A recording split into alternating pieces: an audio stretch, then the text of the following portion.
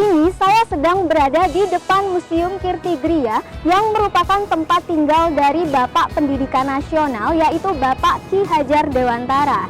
Bangunan kokoh ini merupakan saksi bisu dari Ki Hajar Dewantara menorehkan sejarah pendidikan di Indonesia.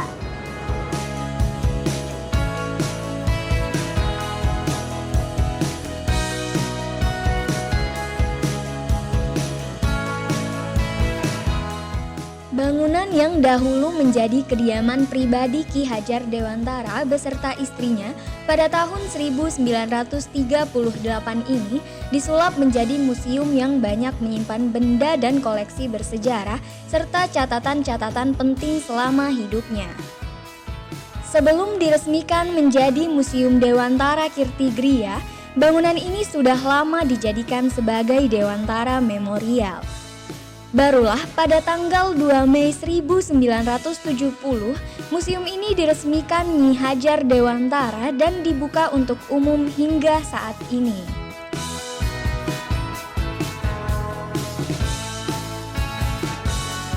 Ya, jadi Ki Hajar itu menempati rumah ini dari tahun 38 sampai tahun 57. Ya, jadi bertepatan dengan ulang tahun perkawinan Mas Ki Hajar sama Nyi Hajar itu mendapat persembahan bakti dari keluarga besar Taman Siswa, yaitu sebuah rumah yang sekarang di komplek UST Jalan Kusuma-Negara.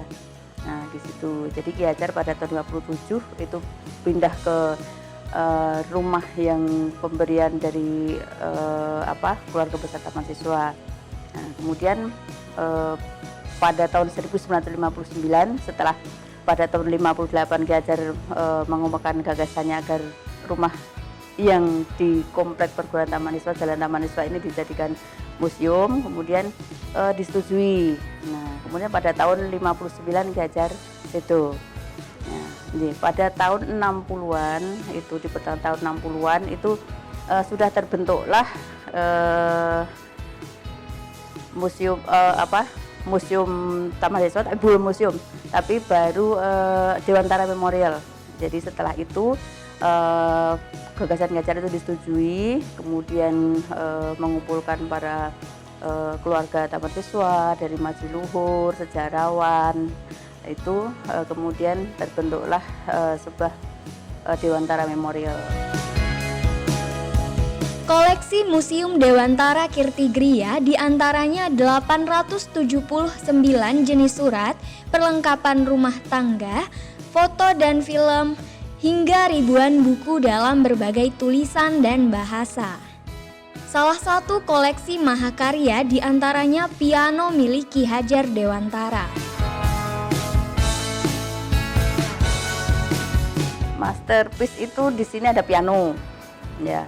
Piano itu dulu sebenarnya dibeli Ki Hajar tahun 38. Jadi ceritanya sih panjang kalau piano itu. Jadi Ki Hajar pernah dibuang di negeri Belanda ya waktu itu.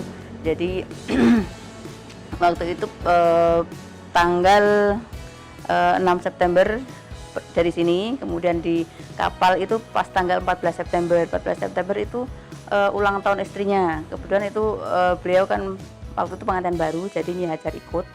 Nah, kemudian Ki Hajar itu menghadiahkan, karena nggak ada mau dihadiahin apa gitu ya, Ki Hajar menyanyikan Kinanti Sandung.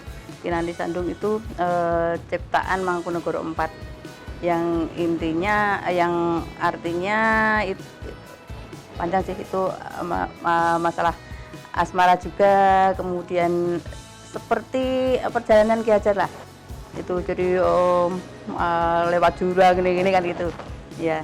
Jadi itu kemudian waktu di negeri Belanda itu pada tahun 16 itu, kemudian karena itu sebetulnya ditembangkan itu iringannya gamelan, tapi kalau di Belanda kan tidak ada gamelan waktu itu. Nah, kemudian Ki Hajar mengubah nada gamelan itu ke piano. Nah gitu, jadi di sana itu pada tahun 16 Kinanti Sandung itu. Kemudian sampai di sini Ki Hajar tahun 38 membeli piano itu.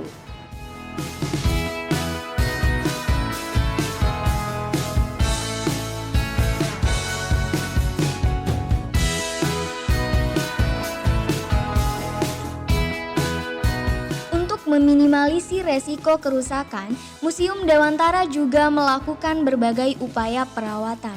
Di antaranya melakukan digitalisasi ribuan kertas surat dan buku tersebut. Kondisi bangunan cagar budaya yang menjadi saksi perjuangan Ki Hajar Dewantara demi hak pendidikan bagi kaum pribumi pada saat itu hingga kini dalam kondisi relatif baik dan terawat.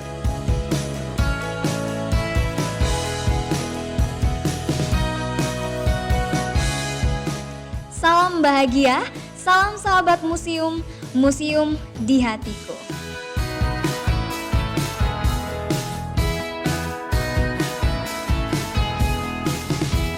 Suci ngesti tata tunggal, yang berarti di mana ada niat pasti akan muncul kesempurnaan. Begitulah salah satu isi dari lambang Taman Siswa. Saya Nandia, juru kamera Anira, sampai jumpa.